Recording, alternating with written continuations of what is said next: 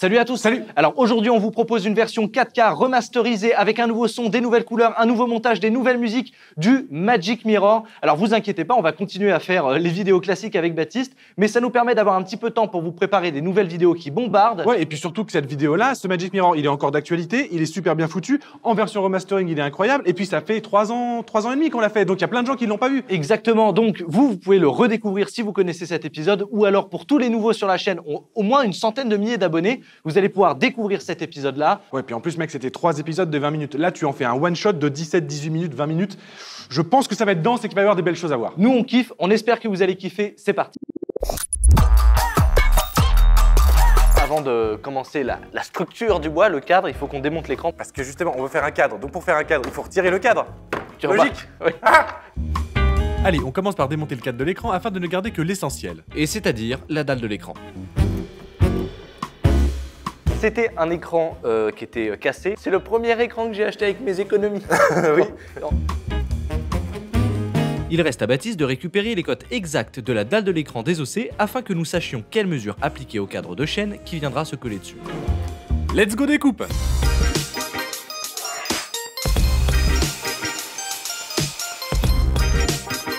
Nous reportons nos mesures en prenant soin de couper des morceaux qui correspondent entre eux une fois recollés en forme de cadre. Enfin, pour définir les angles à donner au bois, nous utilisons notre scie à onglet. Le résultat n'en sera que meilleur et précis.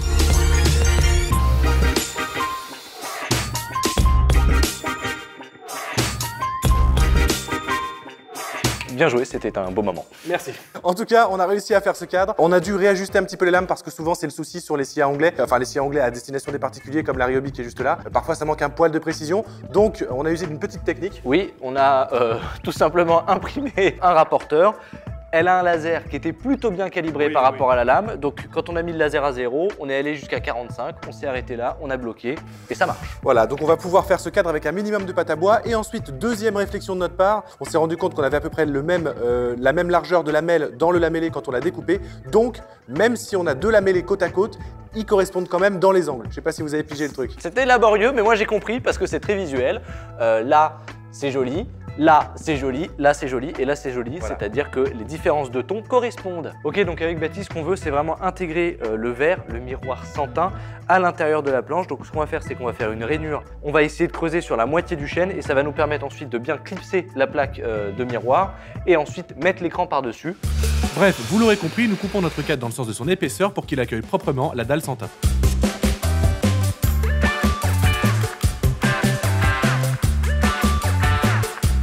Alors, est-ce que ça rentre? Ouais, parce que bon, même si on a essayé de faire ça propre, on a fait ça au pif quand même. On a essayé de faire ça propre, mais on a fait ça au pif. Bah, c'est pas parce que c'est du pifomètre que c'est pas propre, hein. Alors, tu sais quoi, ne faisons pas un Magic Mirror, faisons un cadre photo. Du coup, bah, on se revoit la semaine prochaine pour une impression 3D. C'était cool, bonne semaine. Bisous. Bonne année. Allez, blague à part, je décide donc de poncer les arêtes à la main afin de les rendre légèrement moins saillantes.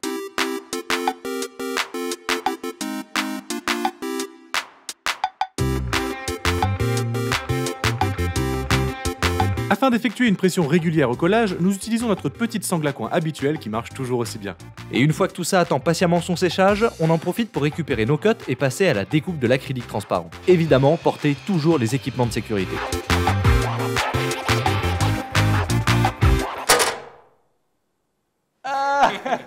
Impeccable. Puis on fera le joint, je te propose à l'intérieur qu'on le fasse juste à la colle à chaud. Ça va suffire à éviter qu'il bouge et comme il y aura l'écran par-dessus. Ça va presser. Exactement. Ouais, carrément. On fait ça? Largement suffisant la colle à chaud pour ça. Bon bah maintenant faut le retirer.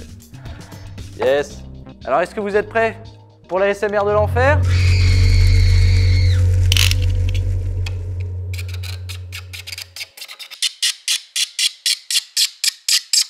Là il y a de la matière. Il faut évidemment maintenant mettre le film sans teint. Il est là. Avec les gélates. Voilà. Tu me vois, tu te vois, tu me vois, tu te vois. Attends, là, regarde, tu fais des... Ah, crampe. Les crampes là, c'est horrible. Les crampes à la mâchoire. Oui, bah c'est... Écris-moi un commentaire si t'as une crampe, si t'as l'habitude des crampes à la mâchoire. C'est les mecs. Écris un commentaire si t'as des cheveux. Ouais. Si t'en as pas. Yeah, gros. Bon, d'habitude ici, il faut mettre de l'eau déminéralisée. On n'en a pas dans l'atelier, on met de l'eau du robinet.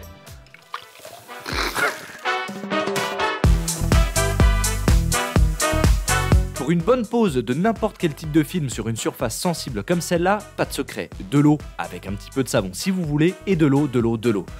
Ouais, vraiment, ça permet d'éviter plein de problèmes de bulles et surtout de repositionner parfois certaines parties du film. C'est clair que c'est plus facile de chasser de l'eau que de l'air.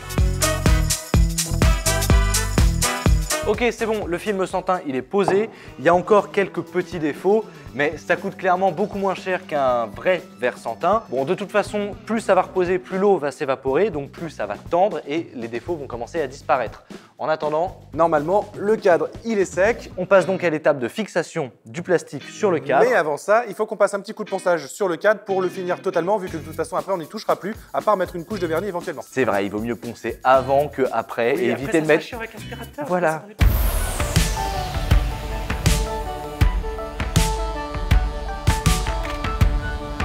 Et enfin, pour les arêtes, on met un coup très rapide à la main afin que ça soit un petit peu plus lisse. Il reste à placer le miroir sans teint fraîchement créé à l'intérieur, puis de retirer le film de protection, et enfin le caler avec de la colle à chaud haute résistance. En la plaçant comme ça dans les interstices, ça nous permet de créer un berceau sur mesure pour maintenir le tout dans un ensemble cohérent. Et il n'y a plus qu'à placer l'écran, et le tour est joué. Il est temps de trouver un moyen de fixer cet écran contre cette plaque pour que on puisse ensuite disposer tous les éléments électroniques derrière et ce projet sera terminé. Ouais, il y aura les finitions à faire comme Ouais, d'habitude. puis toute la programmation, du système intelligent, Google Home, Amazon Alexa, Ah, bref, mais non, mais ne dis la pas trop. domotique, tout ça. Maintenant, il faut qu'on réfléchisse à un système de fixation et surtout qu'il n'y a pas que l'écran à faire tenir. Il y aura le Raspberry Pi, l'alimentation du Raspberry Pi, le micro, comme Ça tu va être l'as un dit, bordel peut-être électro. pour des choses sympas. Je là. sais ce Moi, qu'on dans peut les- utiliser. On peut utiliser du plancher en pin, ça coûte pas cher. On en a des grosses planches là-bas et on va découper ça tout de suite. Fais genre, t'as fait, hey, je sais ce qu'on va faire, alors qu'on en avait discuté. Pourquoi tu mens aux gens comme ça? Au lieu d'acheter des tasseaux ou de faire découper du bois, Pour le même prix, vous pouvez avoir du plancher raboté, poncé. exactement, je crois qu'on a payé 17 € le lot. Ouais. C'est même pas le prix d'une planche de contreplaqué. Et là, vous avez du massif, épais, solide, qui va pouvoir vous aider dans toutes vos constructions. C'est parti pour les mesures qui vont nous permettre de créer le système d'appui de l'écran sur la dalle miroir. Et on commence par découper le cadre intérieur dans lequel nous allons incorporer l'électronique du miroir.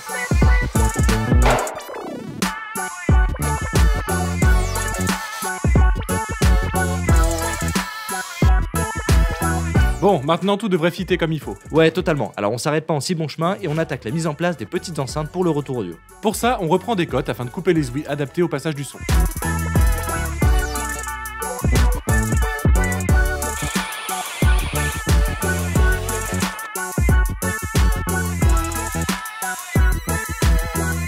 Pour finir la partie esthétique de cette pièce, on décide de l'affleurer aux arêtes, le résultat sera bien plus propre. Quelques vis et le tour est joué. Bah Wow, on enchaîne direct là. Yes, pas de temps à perdre mon gars. Ok, alors j'explique. Artus s'apprête à percer le cadre pour le capteur de proximité. Ensuite on met un petit coup de papier à poncer et ce sera impeccable. Alors le voilà, ceci est le capteur de proximité qui va renvoyer l'information au cadre de s'activer lorsqu'une personne se situe à moins de 3 mètres. Et l'autre, en bleu clair, c'est un capteur d'hygrométrie, d'humidité quoi, et un capteur de température de la pièce. Et ouais, il est 2 en 1. Il ne reste plus qu'à coller le tout bien proprement et le tour est joué. Ok, donc c'est un smart mirror, hein, c'est pas une enceinte Bluetooth. Donc on va pas lui mettre un système de son de malade. Mais suffisant pour quand même bien entendre et avoir un volume correct. Ce qui fait qu'on met juste ces deux petits haut-parleurs de 3 watts et on va utiliser une toute petite carte d'amplification qui va suffire largement et qui va permettre donc d'amplifier le signal du Raspberry Pi. Il faut quand même relier tout ça au sein d'un bon circuit des familles, alors let's go brasure.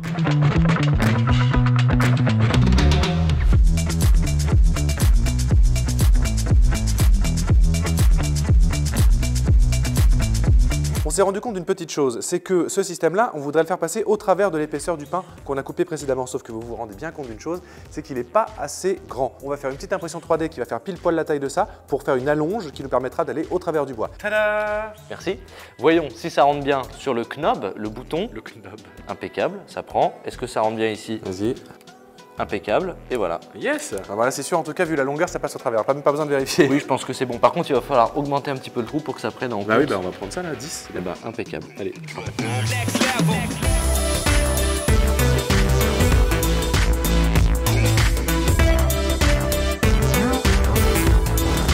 Ensuite, qu'est-ce qu'on fait? Et bah ce qu'on fait, c'est qu'on va percer des trous sur le bas du cadre interne afin de laisser passer les câbles inhérents au capteur. Et on place aussi un trou en haut du cadre interne pour y placer le micro d'ambiance du miroir. Et puisque notre micro-capsule USB est en 2 parties avec un capuchon à vis, eh bien nous nous servons du capuchon pour pincer le micro au travers de la planche.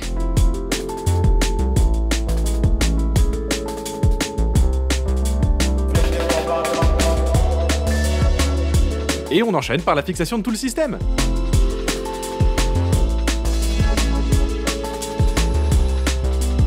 Puis, une fois le cadre de fond solidement vissé et collé, nous le déplaçons pour caler la dalle d'écran avec de la colle à chaud. Et il faut bien penser à couper les coulures et autres joyeusetés une fois l'ensemble sec.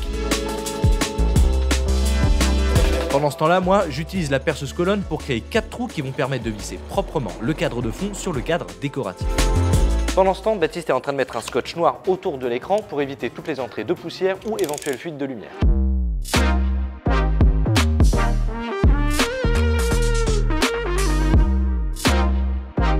Une fois une de ces jolies petites découpes terminées, il est temps d'en faire profiter en exclusivité nos abonnés Instagram. Quoi? T'es pas abonné? Mais tu rates un de ces trucs, mais va t'abonner à notre Instagram. Et enfin, on en colle le tout, On place le cadre. on le visse à la main pour ne pas prendre le risque d'abîmer le chêne derrière, visser, coller, presser. Waouh, ça c'est nouveau.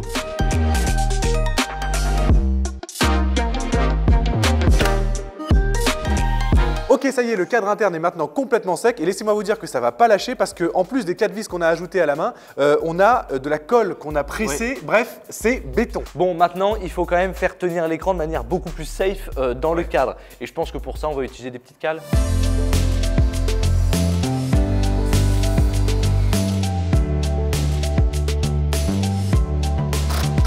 Ok, maintenant que toute la structure est terminée et que l'écran il tient bien et qu'on a placé tous les câbles pour l'électronique, et ben il manque plus que d'assembler le tout. Pour ça, on va utiliser une petite alimentation qui va nous permettre d'alimenter le Raspberry Pi ainsi que les modules. Et ensuite, on prend le câble électrique et on vient passer l'électricité, le 220 volts à l'intérieur du cadre. C'est parti, dénudage, soudage, on y va. C'est parti, c'est trop bien, c'est incroyable. Extraordinaire.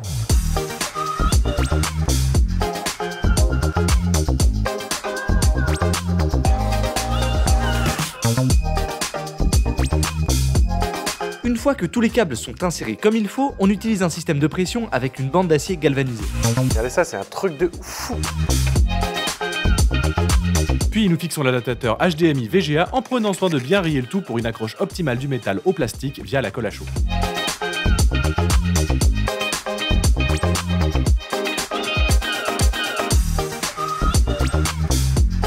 Il ne reste plus qu'à relier tous les systèmes de captation au port GPIO du Raspberry Pi. Vous savez, c'est ces petites branches là. Le schéma est là pour vous aider, hein. Il est disponible en lien dans la description et sur le site internet lesfrèrespoulain.fr.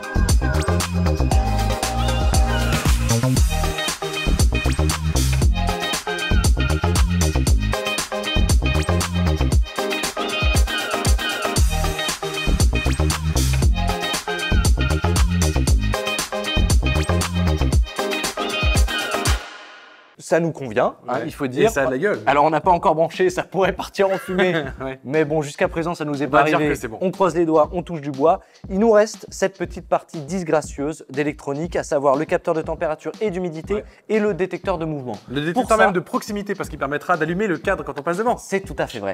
Pour ça, eh bien, on va faire une petite impression 3D qui nous a été préparée par Jim.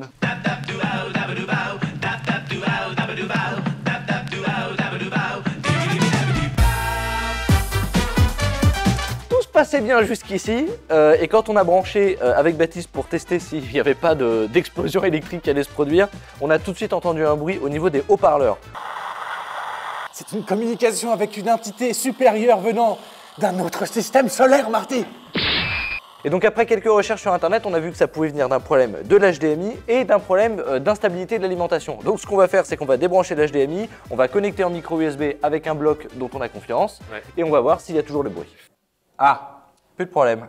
Donc ça vient bien d'un problème avec l'alimentation parce qu'il y a une boucle de masse qui est en train de se former et donc il faut utiliser un isolateur de masse. D'ailleurs, on va voir s'il marche, normalement. Oui, non, ça marche pas du tout. On va connecter, c'est bon, je suis bien. Ouais, je suis bien. Ah, eh ben il y a plus de... Ça a bien hum qu'il est. Ouais, c'est impeccable. Voilà. Donc normalement, Jarvis, raconte-moi une blague.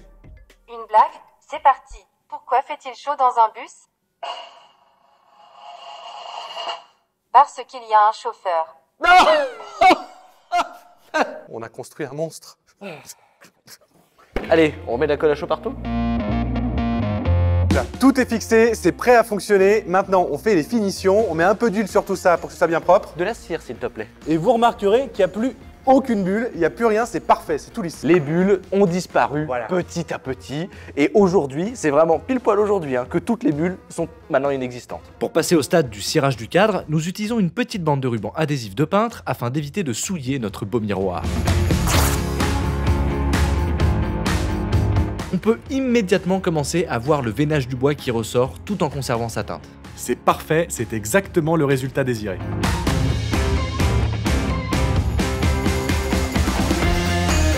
Alors pendant que la cire incolore est en train de sécher, on va se faire un petit support. Du coup, on récupère le trou qui est derrière ce support-là pour pouvoir faire un autre support en forme de U. Comme ça, il pourra se mettre de cette manière entre le petit micro qu'évidemment on a placé en plein milieu. Oui, mais c'était un meilleur son. Donc il faudra juste que ça prenne comme ça et ça viendra se mettre par-dessus et on sera impeccable. Donc on fait ça tout de suite, on se retrouve juste après et on teste ce Magic Mirror de la mort. Ouais. Et ouais.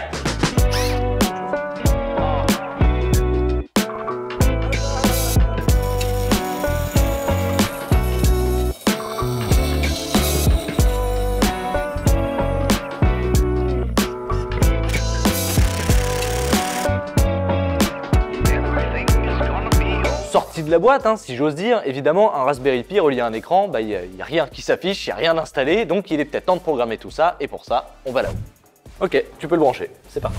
Allez, hop.